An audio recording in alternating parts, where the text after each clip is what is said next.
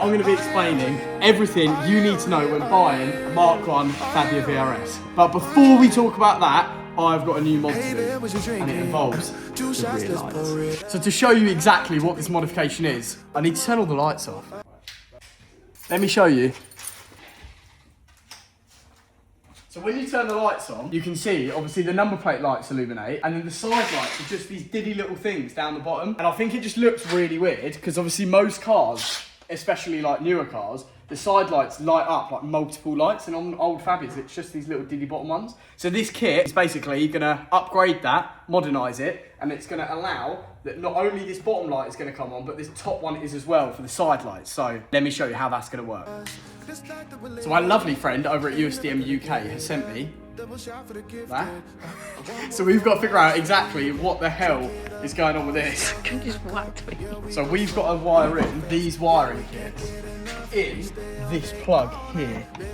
Oh, there we go. We're gonna have to cut some of these wires that go into the plug, splice in basically these wires in there like that. It's basically gonna tell the car, and it's gonna take the power and send them to different bulbs. So basically just adjusting the original bulb holder plug, if that makes sense, if you're with me. I'll show you guys the message that I've been sent for installation with this kit, because I've got to figure it out. So it says, gain access to the rear light connector, find pins 2 and 6 on the plug. 2 is your side light, 6 is your brake light. Splice pin wire, cut pin 6 in half, attach the red and yellow to each side of your car. And then you basically, the red and the yellow have to be like certain sides of the wire. But the problem is, what's number 1 and what's number 6 on there? What's what? That's the issue. I'm gonna have to try and figure out what sides starts from 1 to 6. Actually it's numbered here along there. It's like 1 all the way to 6. You probably can't see. So that's fine. Right, we figured it out. I'm gonna get cracking. I'm gonna start getting this put together, and then we're gonna talk about the first and most very important thing that you need to look out for if you're gonna go buy one of these for your first motor. Let's get cracking. Now the first side definitely took the longest, because I'm trying to figure out as I go along while still using the instructions that I've been given from USDM. I was figuring out what the best way to use, whether electric connectors is the best or just twist and tape. I tried to twist and tape and then just realised it's just better off using proper electrical connectors and crimps, which is what I ended up doing.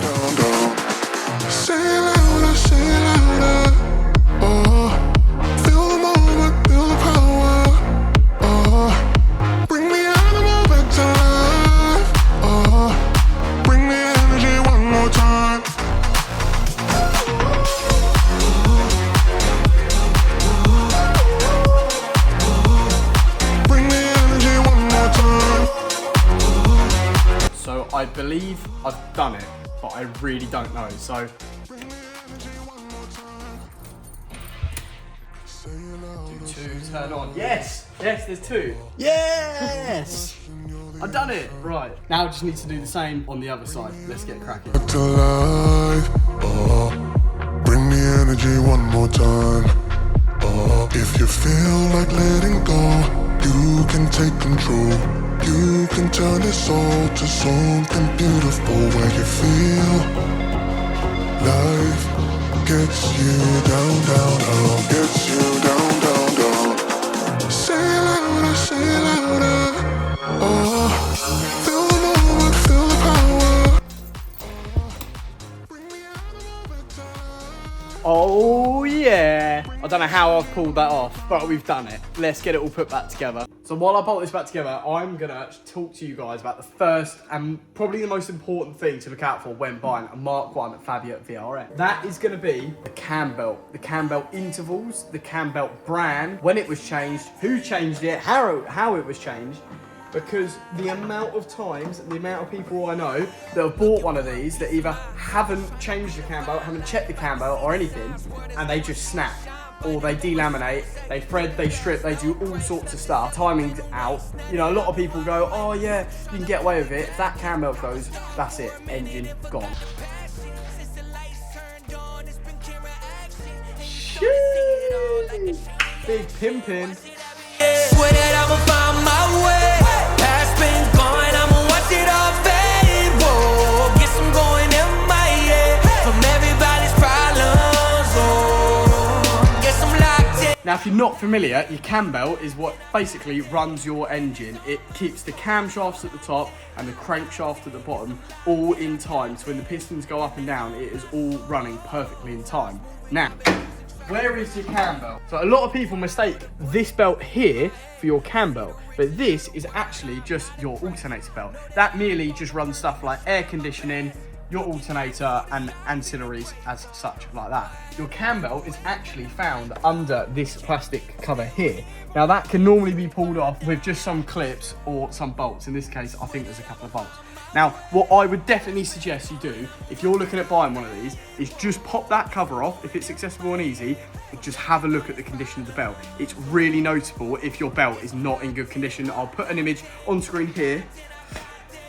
And that is definitely such an important thing to check on these PD engines. When you run big power and you run popcorn limiters and all that stuff, the first thing that is going to go, if not changed, is your cam belt. So that is number one. Please check your cam belts. What is the next thing on the list, you might be wondering? Well, let me show you, because unfortunately my car suffers with this, as a lot of other old Skodas do as well. And that is rust. As you can see, it's bubbling up. A treat. These old eggs are getting pretty rusty for their age now, and the bodywork side of things is a major factor when you're looking at a Fabia VRS. Common places are definitely on the boot lid in there, and like I showed you a minute ago, the seals. The seals are the most common place for these to rot out. It's the same as Mark 5 Golfs, it's the same as Seat Ibizas. Water ingresses and manage to get in there, and it rots it from the inside out. Now, although my Fabia is bagged and it might look all right, it is definitely no show pony, which is why I am going to show you the little spots of rust and the things that are wrong with it. So if you are looking, check the seals, check the boot lid, and check anywhere. Also, like the arches up here, they can rot. Here is actually also really common as well. I've got it all, so check for rust. That is going to be number 2. Moving on, the next on my list is personally going to be how many owners has the vehicle had and what kind of owners has the vehicle had. Now, if you're buying it from Doris down the road, it's got 50k on the clock, and she's got a Skoda service stamp in every single service book, you're probably onto a winner. But if you've got SJ up in Brum, that's on the 28th owner, it's got 38 million miles on the clock, you probably ain't going to be in a good spot. Sorry, SJ from Brum. Everyone's always talking about PDs being absolutely bulletproof, and these Fabias could sit on Limmy all day mush. But honestly, it's still only a car with 4 wheels, an engine, and an exhaust. It is no different. If it has gone through a million different driving styles, a million blokes absolutely thrashing the life out of it, no service history, and an eBay map, trust me, avoid at all costs. It's going to be a nail. Moving on nicely from that is the modifications. Check what modifications have been done, and more importantly, how they've been done. I'm not one to talk with my Fabia because it is heavily modified, obviously, but at least I've documented everything I've done, and it's quite visible they've all been done in a safe manner. Not all people do, some of them are not roadworthy. And also, some modifications that are done to vehicles like this decrease the value in them, especially a wide mouth front bumper. Yuck. If done right though, a highly modified PD Fabia is absolutely fine though. For example, if you buy one that's been built by AR Performance or Darkside, you know it's going to be a top high level of work, and most likely it's going to run forever. But if it is another SJ from Brum, good luck, because you know he's bolted that turbo up with 3 nuts on the manifold. Now, there's one thing that nearly everyone mentions about when buying a car, especially a modified one, and that is the mileage. Personally, I don't care about miles. I'm a high mileage warrior. I'm a high mileage hero. It doesn't bother me. If one of these has been looked after correctly, the modifications have been done nicely, there is no reason why buying a 200,000 plus mile Fabia VRS is going to be a problem. If it's been serviced regularly, there's no issues whatsoever. Unless it's from Scotland, then it might be pretty rusty on some high miles. But all in all, that's a really quick guide to buying a Fabia VRS. I've had so many people contact me, messaging me, asking, mate, I'm going to buy this Fabia at the weekend. What do I need to look out for? This, that, the other. And I hope I've kind of summarised everything in one video here today. Just touch base with this video every time if you're about to look at them. The other thing, I know a lot of young lads like myself, you know, for your first car, you want a VRS. They are great. They are such a good first car, and I really highly recommend it. Just don't make a stupid decision. Don't pull the trigger before you're 100% certain it's not an absolute bag of nails, because a lot of these are. I'm not going to end this video just quite yet, though, because I want to give my engine bay a quick clean, and there's quite a few other little bits and bobs that I need to get up to scratch with on the Fab. So let's crack on.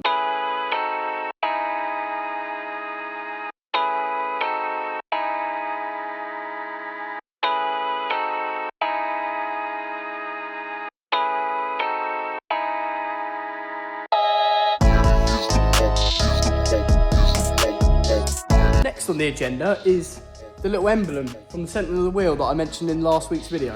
Let's get that on. So that doesn't really go in there very nice. That's a bit loose. There is a top tip secret hack I'm going to show you. All I've done is basically get a bit of electrical tape and wrap it all the way around there and fold it in. It makes that a bit thicker, and hopefully then when you pop it in, that gets a nice tight seal. Looks good. On the topic of wheels, I've got some nice new little Skoda valve caps, courtesy of AliExpress. Let's get them on.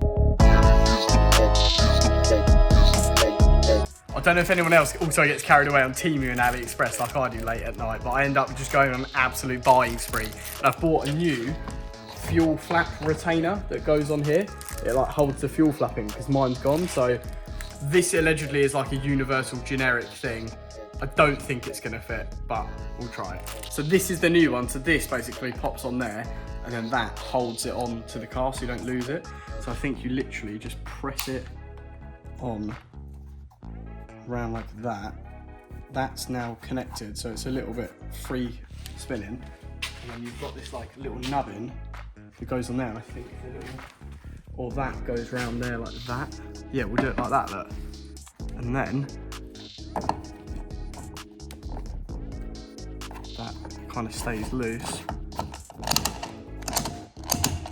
There you go. Job's a good one. Last but certainly not least, is give all the glass a proper nice and clean.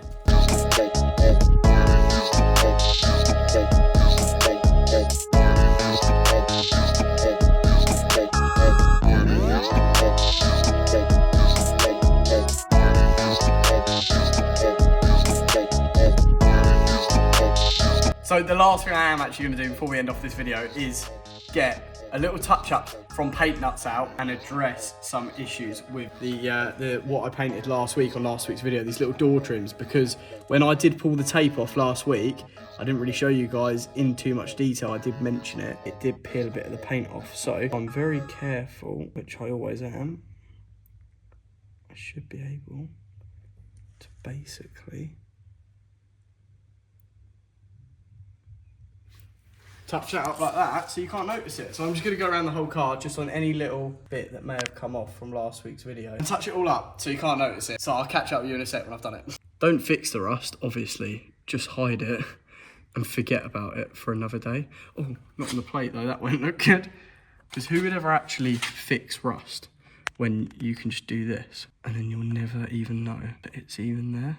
It's literally the dream. That is going to wrap up today's video. I hope it gave everyone a bit of insight and a bit of knowledge, hopefully, for the Fabia boys on buying your first Fab, because you don't want to make the mistake. I know people that have made the mistake and it's not ended very well. And also, I hope you like the new rear light mod. I think it looks sick. So big up to USDM Kits. You can catch them on Instagram here.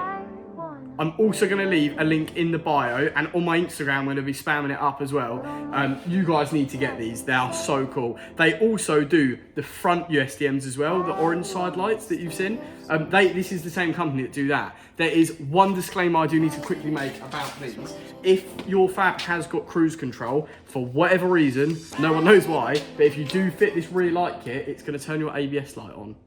So it's not the end of the world, but it's just a little thing just to note it's cool. Obviously mine's POV spec, so I haven't got any of that to worry about. But nonetheless, that being said, if you did enjoy this video, then please smash that subscribe button, hit that like button. Plenty more to come on the Fab in the next coming weeks. And yeah, I'll see you guys later. Peace.